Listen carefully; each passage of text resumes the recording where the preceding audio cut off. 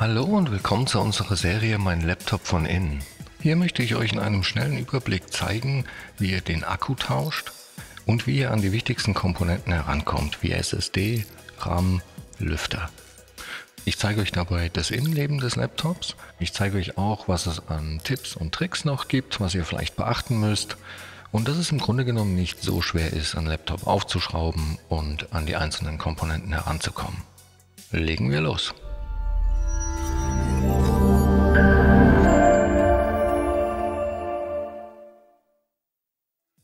So, wir haben hier ein Medion Eraser und zwar ein Defender P10 und ich zeige euch auch gleich, wo ihr die Modellnummer finden könnt, aber zuallererst stellen wir sicher, dass das Laptop nicht mehr mit dem Ladekabel verbunden ist. Die genaue Modellnummer, also einmal steht hier vorne Eraser drauf und die Modellbezeichnung finden wir in dem Fall jetzt hier direkt auf der Frontseite, Defender P10. Und ja, mit dieser Nummer findet ihr super einfach alle Ersatzteile speziell für dieses Gerät bei uns im Shop. Generell kann man zu dem Gerät noch sagen, dass ein Displaytausch hier relativ einfach ist. Man muss dafür nämlich nur den Frontrahmen lösen und kommt so an das Display ran. Und auch die Tastatur lässt sich super leicht austauschen, und zwar kann man die von oben aus dem Gerät nehmen. Und dafür gibt es auf der Rückseite zwei Schrauben, die haben auch hier so ein kleines Tastatursymbol. Und wenn man die rausgenommen hat, kann man die Tastatur von oben raushebeln. Es gibt hier aber auch noch so einen kleinen Vermerk, dass man tatsächlich mit einem dünnen Schraubenzieher zum Beispiel auch von der Seite aus durchstechen kann, dass die sich schon ein bisschen lockert. Und dann muss man eigentlich nur mit irgendeinem Hebel die von hier raushebeln.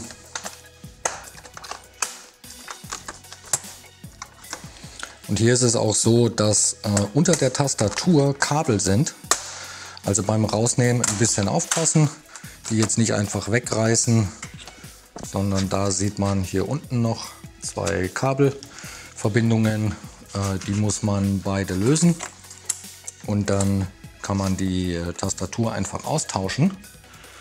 Und hier ist es so, ich zeige euch auch noch schnell, wie der Stecker hier funktioniert. Das ist nämlich ein Kippschalter, also man kann das Kabel nicht einfach so rausziehen quasi, sondern den muss man zuerst so nach oben klappen und es gibt dann das Kabel frei. Und auf der Seite genauso, den nach oben klappen, dann kann man das Kabel rausziehen.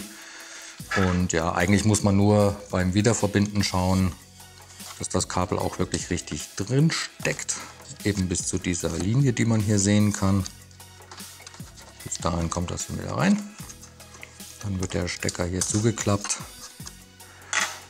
Ja, und dann kann man die Tastatur einfach wieder von oben in das Gerät reindrücken. So, bis alles richtig eingerastet ist. Und ja, also wirklich sehr einfach hier die Tastatur zu tauschen. Beim Touchpad, das möchte ich noch schnell anmerken, ist es so, das kommt zusammen mit dem Topcase. Da muss man dann alles rausnehmen, um das zu tauschen. Eine weitere Besonderheit hier ist, dass man direkt an den Akku rankommt. Dafür muss man nichts weiter aufschrauben oder machen. Da muss man einfach nur diesen Hebel hier drüben einmal nach links schieben. Und den Hebel hier oder den Schalter muss man nach rechts ziehen und da auch halten. Und dann kann man das nach oben hin rausnehmen und hat so super einfach die Möglichkeit, den Akku auszubauen oder auch zu tauschen. Um das Gerät jetzt aufzuschrauben, muss man einmal alle Schrauben, die hier außenrum und auch hier in der Mitte verlaufen, rausnehmen. Ich blende euch die auch im Bild ein. Und die sind alle gleich lang. Und dann gibt es nochmal 3 Schrauben, die sind etwas kürzer und die sitzen allesamt hier unter dem Akku. Das heißt, den muss man auf jeden Fall auch rausnehmen. Und da gibt es einmal diese Schraube hier. Ich hoffe, dass man das hier sehen kann. Und dann auch hier sind auch noch mal 2 Schrauben. Und die 3 sind etwas anders als die restlichen Schrauben. Das heißt, die einfach getrennt aufbewahren. Zum Öffnen und generell für alle Arbeiten habe ich hier ein Universalwerkzeugset genommen. Das ist super praktisch. Das sind nämlich alle gängigen Aufsätze, die man so gebrauchen kann, direkt mit dabei.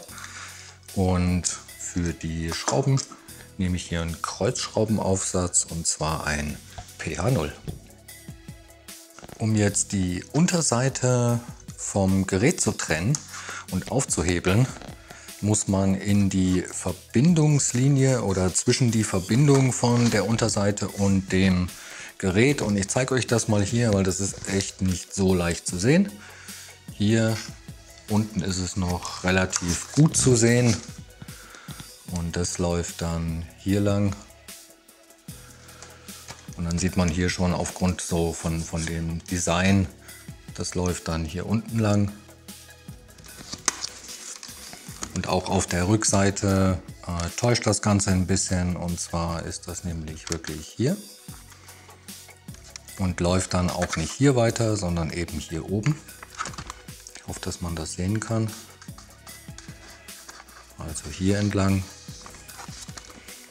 und dann eben auch hier rum und dann auf der Seite wieder hier unten lang.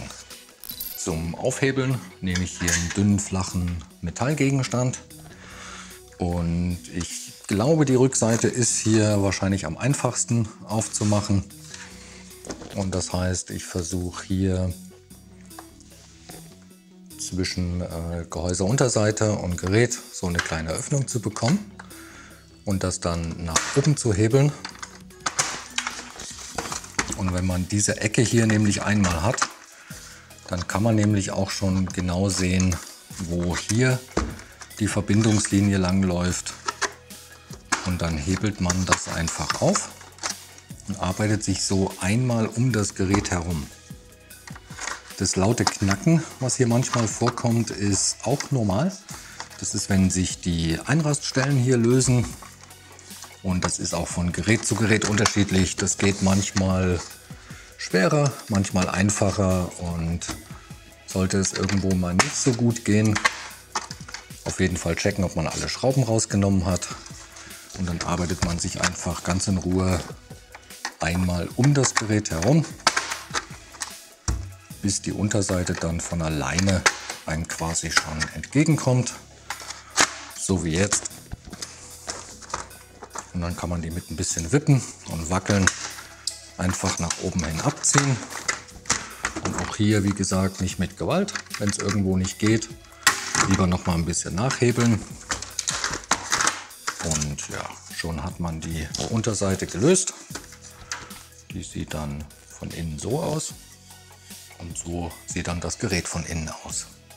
Was wir hier jetzt noch sehen können, ist direkt hier der RAM, die beiden RAM-Slots. Wir haben hier drüben 2 Slots für jeweils eine SSD. Ist halt jetzt hier nur eine bestückt. Hier drüben ist auch noch Platz für eine 2,5 Zoll Festplatte. Und dann sehen wir hier die Lüfter und den Heatsink, der die CPU und GPU kühlt. Und hier drüben können wir noch das WLAN-Modul sehen. Bei der 2,5 Zoll Festplatte ist es hier so, dass man, wenn man hier eine einbauen will, die Schraube hier rausnimmt und dann kann man den gesamten Bügel hier hinten rausnehmen, und da kann man an der Seite hier sehen, da sind so kleine Löcher, und genau da wird die 2,5 Zoll dann verschraubt, und dann wird die einfach hier auf den SATA-Stecker draufgeschoben, ein bisschen nach unten gedrückt und hier hinten wieder verschraubt. Und soweit ich weiß, diese beiden Schrauben muss man auch mit dazu kaufen. Die sind nicht Teil von diesem Set oder der HDD. Der RAM lässt sich wie bei fast allen Geräten super einfach tauschen. Dafür muss man nur die beiden silbernen Klammern hier an der Seite so ein bisschen nach außen ziehen. Dann springt er einem förmlich entgegen und dann kann man den einfach aus dem Slot rausziehen und eben gegebenenfalls nachrüsten oder austauschen. Und genau so kommt er dann auch wieder rein bis ganz nach hinten. Und dann drückt man den nach unten die beiden Klammern hier wieder einrasten. Auch die SSD oder SSDs lassen sich super einfach tauschen. Die werden nämlich nur von dieser einen Schraube hier hinten gehalten. Und sobald man die draußen hat, kann man die SSD ein bisschen nach oben hebeln. In dem Fall macht sie das jetzt von alleine. Und aus dem Slot ziehen. Die hat hier noch so einen Kühlstreifen drauf. Der kann manchmal ein bisschen kleben. Deswegen, wenn das nicht so gut geht, dann einfach ein kleines bisschen nach oben lockern. Und ja, Einbau super easy. Einfach wieder in den Slot zurück. Auch hier bis ganz nach hinten einschieben. Und dann drückt man die SSD wieder nach unten. Und dann muss nur noch wieder verschraubt werden. Bei den Lüftern ist es hier jetzt so, dass die nur zusammen mit dem Heatsink tauschbar sind.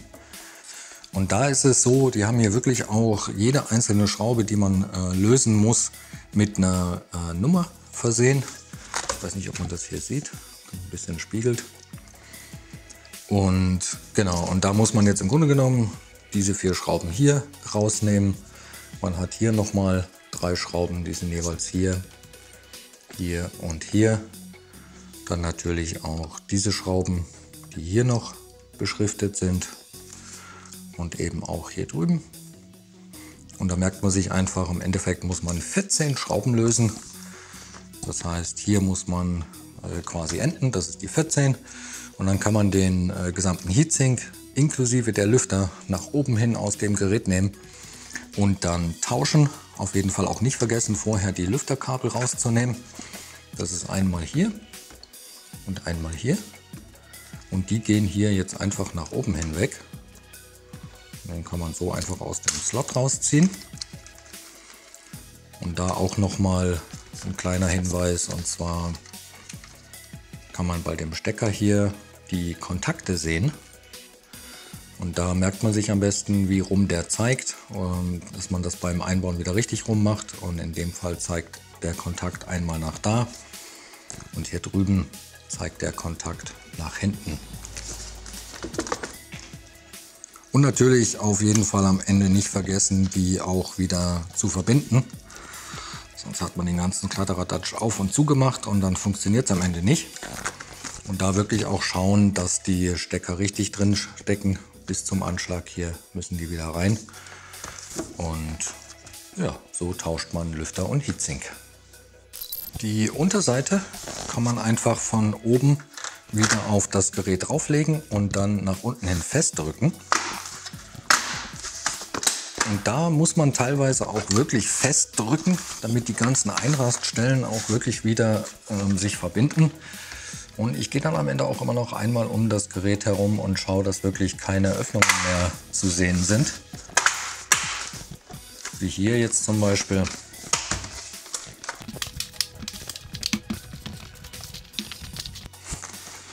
Und dann würde ich mit den 3 Schrauben, die hier unter dem Akku sind, anfangen, die zuzuschrauben. Und dann kommen die ganzen restlichen Schrauben rein.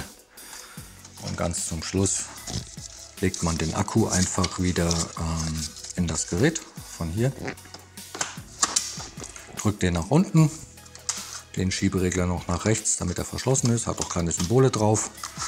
Und ja, so schnell geht das. So, ich hoffe, das Video hat euch weitergeholfen. Wenn ihr noch Fragen oder auch Anregungen habt, lasst uns gerne einen Kommentar da. Und dann wünsche ich euch viel Spaß beim Schrauben. Bis zum nächsten Mal. Ciao.